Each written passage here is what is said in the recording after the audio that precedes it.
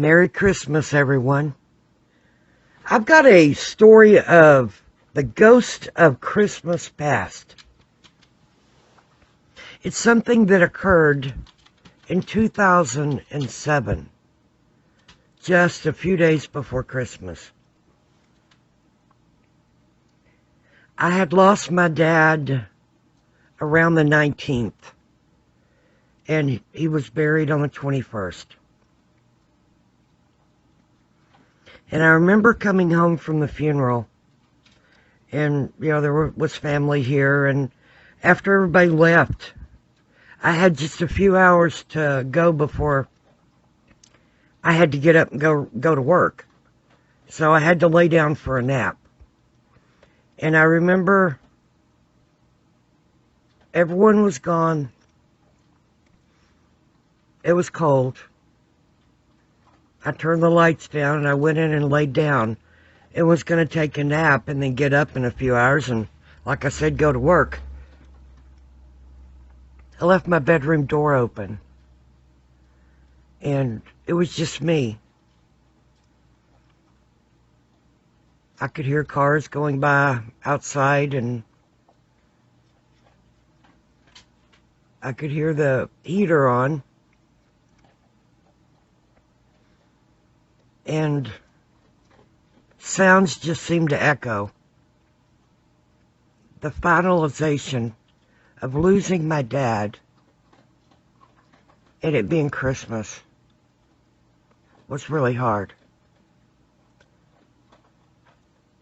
I think the lights I left on in the living room was Christmas tree lights, and I think I had the TV on mute.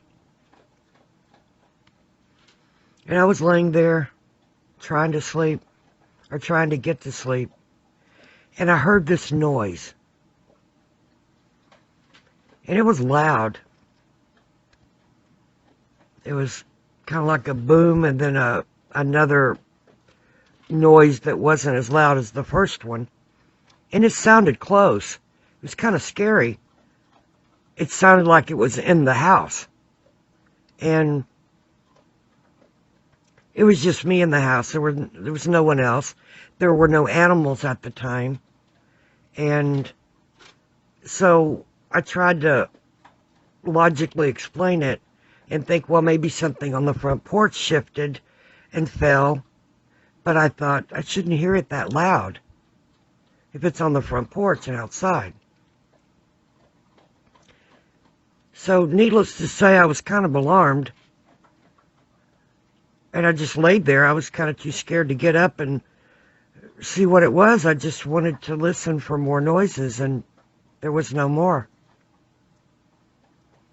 And I thought, well, I don't know what that was, but I've got to get to some sleep, and so I went off to sleep. A couple hours later, I woke up. Alarm went off. I had to get up to get ready to go to work. I was doing hospice care with the lady, and she had terminal cancer. So I had to get up, kind of wipe the cobwebs from my brain and get ready for work. And I come into the kitchen to get me something to drink. And I looked down, and I saw that there was a sack of fruit that I had gotten the weekend before with the family of another lady that I'd sat with the weekend before had given me a sack of oranges and apples, and they were sitting on the bar. And they'd been sitting there since I brought them in the weekend before, which was just a couple of days before Dad died. He was excited. I remember when I brought him in, he was excited to, that I had fruit. He said, well, I'll go get some nuts for Christmas. And I said, okay. I knew pecans and walnuts, that was his thing. It wasn't mine, but it was his thing. So if that's what he wanted, I was happy for him. But when I went in to get my drink and noticed that the sack of fruit that I had bought and put on the bar up against the the little shelf on the bar. It had shifted and fallen over. There was fruit in the floor. And I thought how weird that was, because it had been there for over, for a week. And there had been people in and out of here, family and neighbors and friends, and bringing stuff, and it had not moved. It had not been touched. But for all of a sudden, a week after it sits there, it to shift and fall over, it was kind of a trip. So I picked up the fruit in the kitchen floor, put it back in the bag, put the bag up against the side of the bar again, and started into the living room to turn on a light, and there was an orange and an apple sitting right in front of my dad's chair.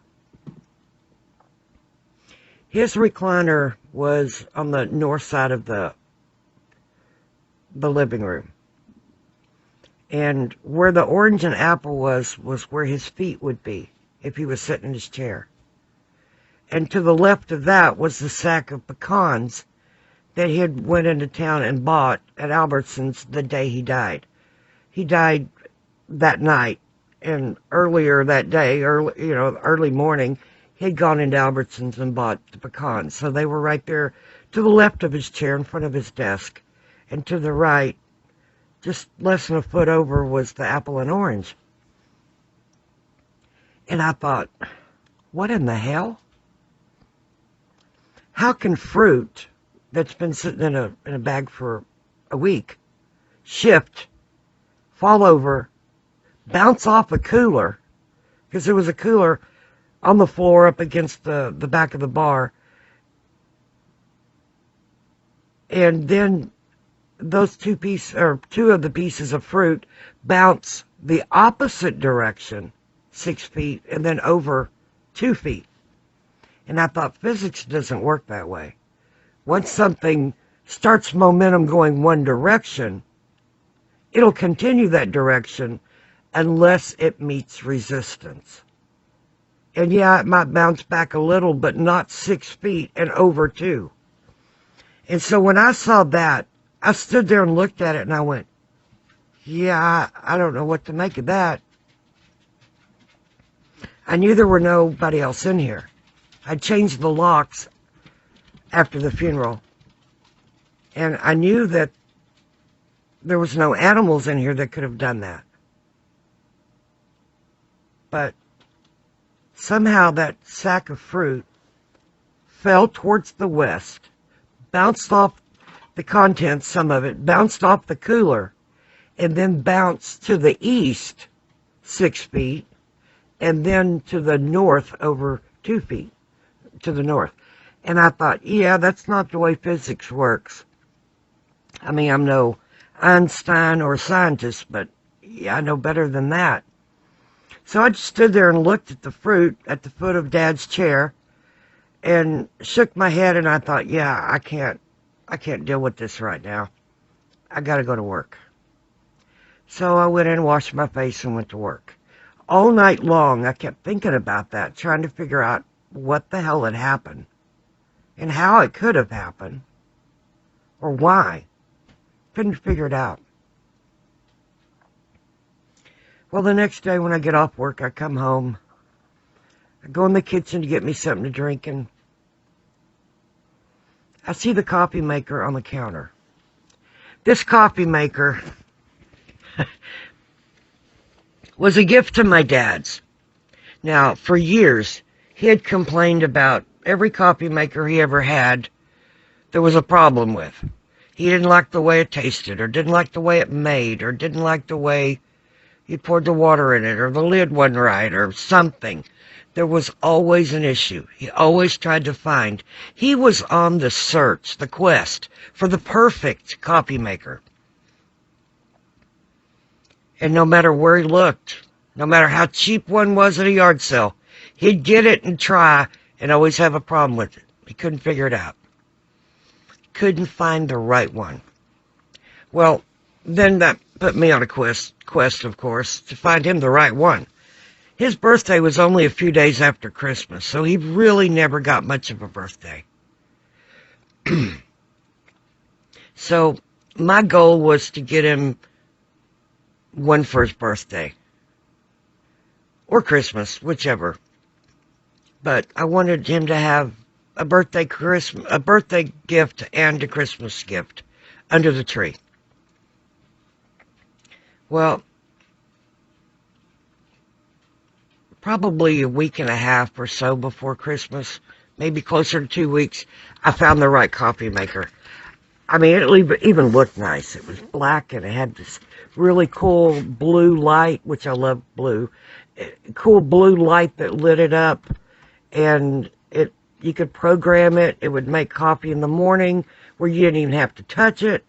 You know, that morning you could just smell it, and you could hit the button to just have it simmer and stay warm, but not, hot. And it was nifty. And I think when I bought it, I looked at it, I researched them, I thought I found the perfect one. So I get it, I wrap it, put it under the tree. Well, we're sitting there, and he keeps looking at the tree because I put lights on it and gifts under it. And he looks at me, and he looks at the tree, looks over at the TV, looks back at the tree again, he looks at me and he grins. And I thought, something just told me. I mean, literally an inner voice just said, let him open that coffee maker now. So I said, Daddy, would you like to open one of your gifts now? He goes, oh no, I'll wait till Christmas. I said, I really think you should open this one now. I think you would enjoy it. And he said, really? I said, yeah. So I gave it to him, and he opened it, and his eyes got big, and he read all the stuff on the box and opened it and said, well, that looks like a dandy. He went in and washed it out and set it up. Well, he and I together, I got the instructions out. We figured out how to program it for the next morning. Whatever time he normally got up, we set it to 15 minutes before, so it would be ready when he woke up. He wouldn't even have to do anything but pour a cup. Well, he loved it. Next morning came around. He said he was excited. He'd get up, use the bathroom, look over at it in the kitchen to see if it was on yet, then go back to bed. So it was something that excited him. And then he said he wasn't even fully awake yet, and he smelled coffee. He knew it was working. So he came in, looked at it, got a cup, and just sat and enjoyed it. And he bragged about that coffee maker. He was so proud of that coffee maker. He even went into the cafe in Crum where he hung out. Almost every day he'd be in there, and he was bragging about it. I think they told me, he said that it does everything but drive the truck, and it probably could be programmed to do that too. He was so proud of the coffee maker. So the day after we buried him, after working all night, hearing that noise, seeing the fruit in front of his chair, I went in to get me something to drink. And there's the coffee maker. And I just couldn't see it. It broke me up. It broke my heart. I kept flashing back to the joy on his face, how happy he was to have it, how proud I was that he was happy. So I unplugged it, cleaned it, put it under the counter. Still had the box, put it in the box, put it under the counter. And for a couple of days, I kept getting a gnawing feeling at me that I ought to be ashamed for putting that away because I'll never use it, and I spent that kind of money on something that I'm putting away under the counter. So I thought, well, what can I do with this? I can't look at it. It upset me too much. And I'm not a coffee drinker, so I don't really want to keep it. And I thought about the cafe, downtown Crum, and his buddies down there that really enjoyed him, that owned the cafe. And so I went and actually left here and drove into town. And I said, I've got a question for you guys.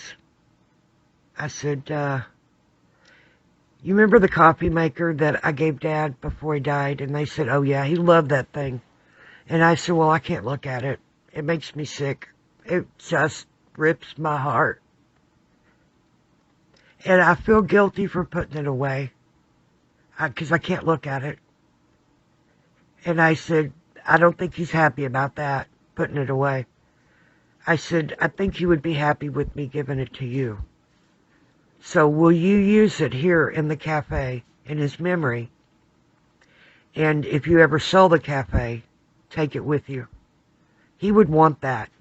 He wouldn't want me to use it and be upset about it or have it out and it rip me up every time I look at it. He wouldn't want me to put it under the counter and not use it because he loved it. And they said, yeah, we would be honored to have a part of Jack here with us. And I said, thank you. So I came home. I got it. I took it back to them. They fixed me something to eat. And I was sitting there eating. And I said, you want to hear something weird? The night we buried Dad after the funeral, I told him about the sack of fruit, how it shifted somehow after sitting there for a week and not moving, but it shifted, fell towards the west, bounced off a cooler lid that was sitting under it, and then back to the east 6 feet, and then over to the north 2 feet. I said, now, I'm no Einstein, but physics doesn't work that way. I don't know what happened, how that happened.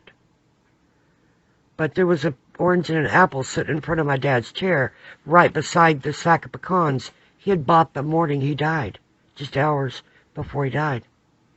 And they started laughing. Well, needless to say, I wasn't in the mood for laughter. And I said, what are you laughing about? I don't understand. And they said, that was your dad telling you Merry Christmas. And I said, explain. I don't understand. And they said, didn't he ever tell you? And they explained to me, they told me what he had told them a couple of weeks before he died. Or a couple of weeks earlier. They said that he had said people that were born in the 30s, they knew what hardship and being poor was all about. And sometimes all they got is fruit and nuts for Christmas.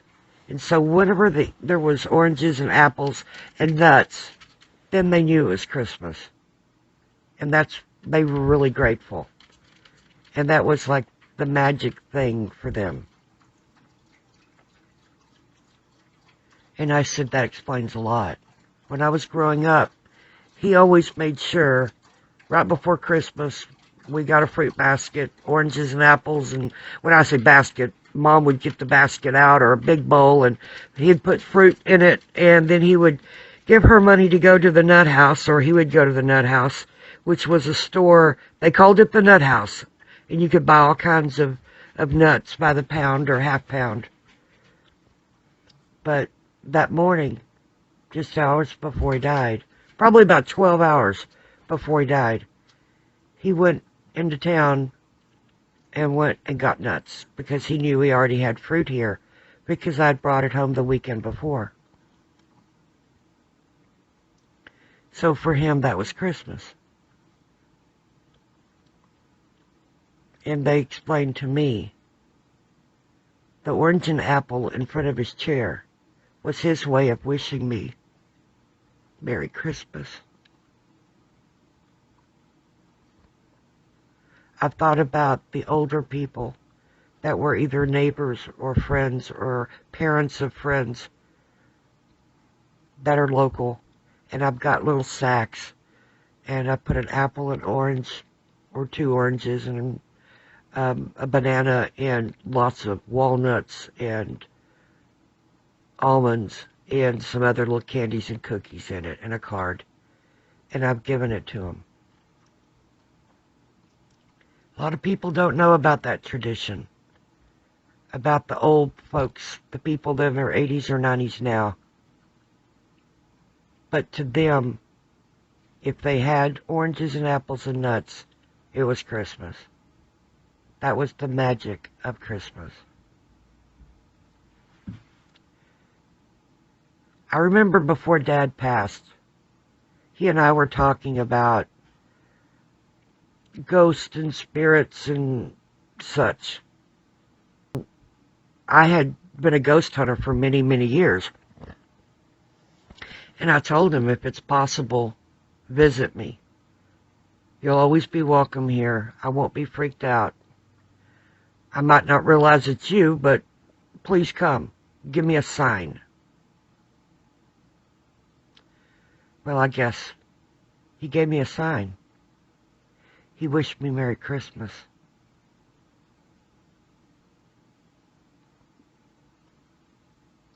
Merry Christmas, everyone. Remember those who are no longer physically with us, because in spirit they are. I guarantee it. Be safe. And thanks for listening.